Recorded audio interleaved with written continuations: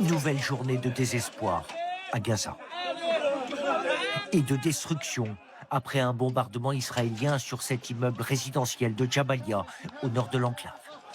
150 cibles au moins ces dernières 24 heures. Ici à Der el-Balad, dans le centre de Gaza, c'est un camp de tentes qui a été touché. Je suis encore sous le choc. Il y avait du sang et des restes de corps partout. Des blessés ont été amenés à l'hôpital.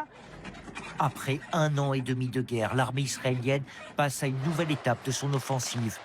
En plus des troupes au sol, désormais ces chars sont dans Gaza. Cette fois-ci, les troupes vont entrer dans Gaza pour ne plus en sortir. Elles sont là pour conquérir des territoires et tout ce qui sera gagné sur l'ennemi sera complètement nettoyé des infrastructures et des terroristes. C'est une approche complètement différente. L'armée israélienne, qui contrôle déjà, ici en rouge, 70% du petit territoire, prévoit l'entrée de ses troupes par le sud et surtout le nord et leur maintien. C'est pour cela, il y a quelques jours, qu'Israël a rappelé des milliers de réservistes. L'objectif pour Benjamin Netanyahou, c'est la libération des otages restants, mais surtout l'anéantissement du Hamas.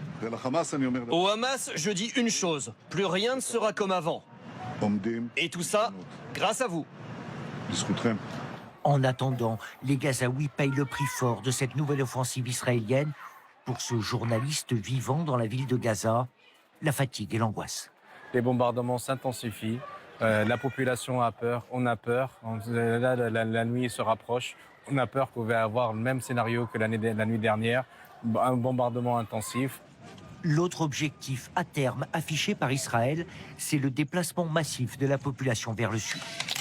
Dans le nord de Gaza, Tsahal a lancé des tracts sur lesquels on peut lire « Habitants de Gaza, l'armée israélienne arrive ».